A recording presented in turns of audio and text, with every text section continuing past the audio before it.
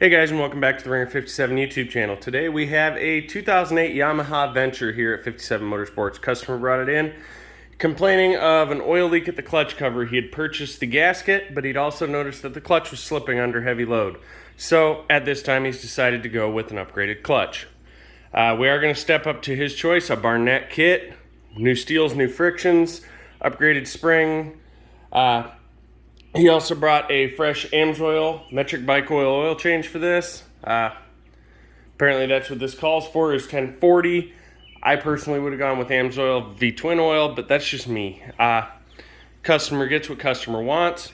We're gonna go ahead, we got it draining because it's still real nice and hot, so we're gonna let the oil drain all the way down, get the filter off, let that drain all the way down for a while until it's cold. Next step, I'm gonna come in here and I'm gonna cover this exhaust with blue painter's tape once it's cool to protect it while we're in here working on it. I really don't want to bugger up his exhaust. That would be a bad thing. Once we get that covered, we'll go ahead and cover the face of this beautiful chrome cover for his clutch. Get that popped off, get that clutch out of there, yeet a new clutch in there, real quick and easy. New filter, new oil, fill them up, and we'll go through some typical brake seating protocol. I'll go out, I'll do some light pulling, riding, letting on the clutch easy, make a couple good hard hits in second, and get it bedded in nice, let it cool down. He should be ready to rock and roll. He's also complained about the brakes squeaking. He wants to look into getting that done in the future here, and some tires. So I will be doing my typical, when I do an oil change, I do about a 40 to 50 point inspection at least. I got about a 100-point checklist I'll run through probably on this bike because it is a very, very nice bike. Customer spending some money, doing some work. Might as well make sure he is very, very happy with this unit. So we're going to check the brakes, check the rotors. We'll go ahead, inspect all the electronics for proper function, brake lights, tail lights, all that good jazz. It is a shaft drive, so there is no belt to check, no chain to check. But I'll check the fluid level in the rear differential. And I will check his brake fluid and clutch fluid, make sure they don't have any moisture buildup in them or starting to discolor. If they are, when I go to do the brakes, I'll just bleed the whole system through with fresh fluid. The clutch, I'm already going to be in there. If it's got problems, I'll just bleed it out today, put fresh brake fluid in it, and get him on the road. Now this is a little thing that I've always done since I had my service shop up in Iowa, and that is to write the mileage when I changed the filter. I will also put a witness mark on the drain plug. I've also got to grab my torque wrench, torque that off to the proper spec because aluminum pans tend to strip. So I'm gonna go ahead and pull up the spec for that. We'll torque that off. We'll get this thrown on there with a little bit of oil in it so it's pre-filled. You never want to start them dry. Then again, when they're mounted like that, you can never get them full like you would on a diesel or such, or a Chevy when you can come up from the bottom. So we've got the track blower set up. We're going to try and knock some heat out of this as quickly as we can just to try and get this knocked out. I'd like to enjoy my Sunday. The customer, I'm sure, would appreciate getting it back today. I told him it may be tomorrow. Highly doubtful, but we never know if we're going to hit any snags. So you always want to project outward on your estimated completion time. Right now it's like 11 o'clock, 10 o'clock. I'll have it done in about an hour, maybe two, depending on how things fight me or if I need to go get a tool. I should have them all. But anyway, the next step after this, once that's cool, like I said, I'm going to tape it. Rule of thumb, always build yourself a stupid template. Now this is a really bad doodle, but I'm sure you can tell where each bolt goes. That's the oil fill up there, the oil fill right there. So there's a bolt to the right, it'll be to the right. To the right of that, be to the right of that. So on and so forth, all the way around this thing. So we have all these covered. Wow, that is really shiny.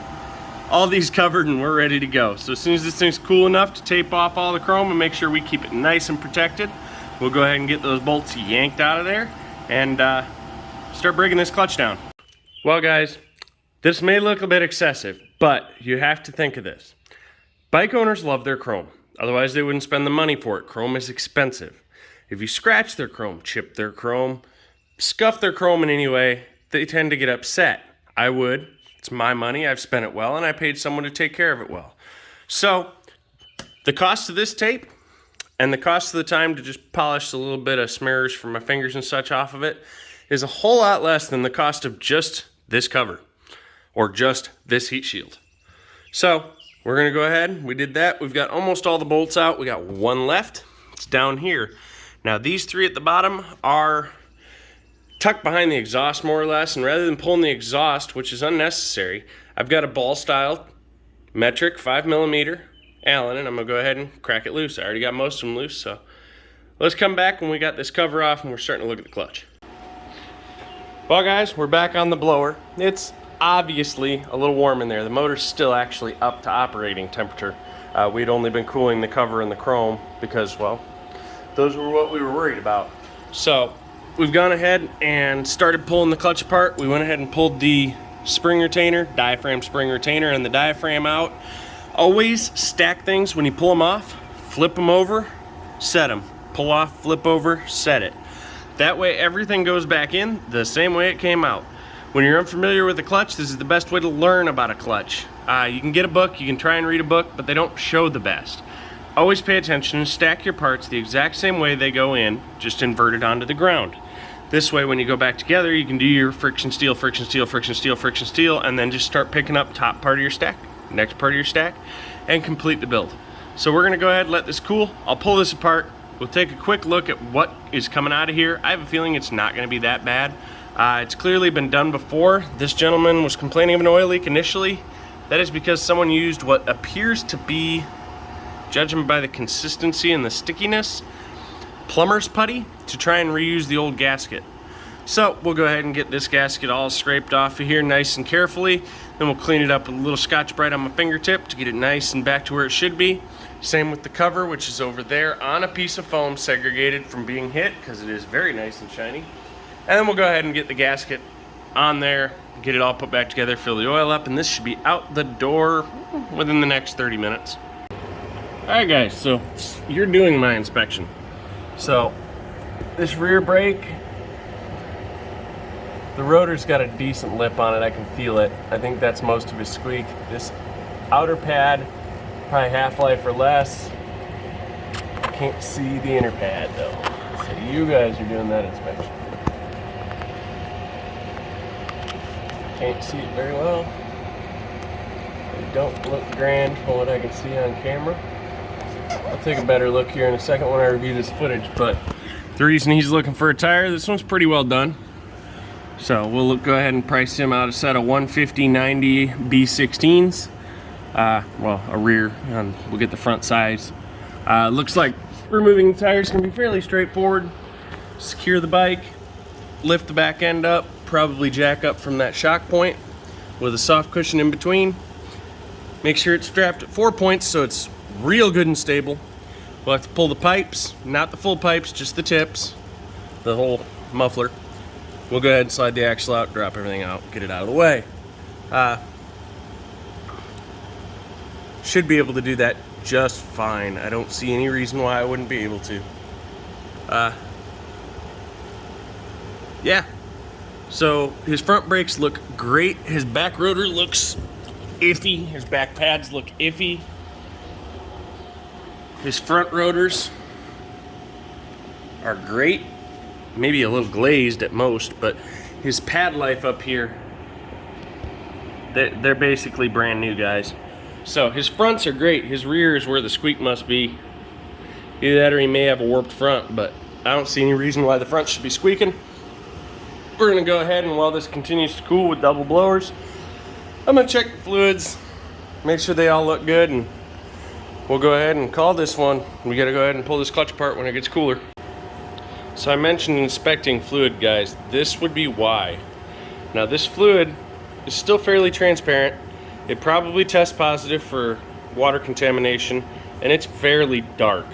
So when I do the brakes, when he comes back for that, I will definitely advise him to have me bleed his entire brake system out. I'll just suck all the fluid out of here, fill it up, and push until I get nice, clean, clear fluid at all the bleeders. The rear's probably looking the same. I haven't gone ahead and pulled that cover yet, and I have not pulled the clutch because I need to get the bike more leveled. This is going to spill everywhere. But other than that, the bike passes all my points of inspection. It needs a rear tire, definitely. Needs a rear rotor and pads, definitely. And I would definitely advise him to flush the fluids, which I don't charge additional for when it comes to doing the service already. Just like the clutch, while I'm here, I'll go ahead and bleed out new just to get it done, just to be sure and ensure that my work isn't going to fail due to something that I knew was wrong. It cost me maybe $2. It's worth it for me to do. The brakes, I'll already be there. Bleed them all the way out, just be done with it. I got a vacuum bleeder, it takes me less than 5 minutes. So we'll pull new fluid into those when it comes to that time. So my advisement on this inspection, he's done the right thing on the clutch. He needs rear brakes replaced, rotor and pads, and he most definitely needs a new rear tire. This gentleman sure knows how to make a mechanic happy. Okay, well, the gasket, he did nothing about that, but that was really easy to get off. Some idiot had already had it off and put plumber putty on it. I don't know if I should say idiot. They made an effort to try and seal it with what they had. But this guy knows where it's at. This is how you make your mechanic happy when you supply parts. Yamaha Genuine Parts and Accessories.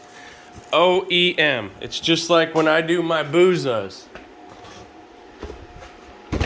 Suzuki Genuine Parts. Clutch kits. Only genuine parts, especially on gaskets. So like when I'm going to split the booza, I've already got on Partzilla and I've got $51 in OEM gaskets. They're $31 to buy aftermarkets. $20 to not leak seems huge. Seems like a great benefit. So we've gone ahead and we've got this clutch stack changed out. We've checked everything's functioning properly. I've got the gasket cleaned off of there, gasket cleaned off of there. You can go ahead and put this gasket on dry.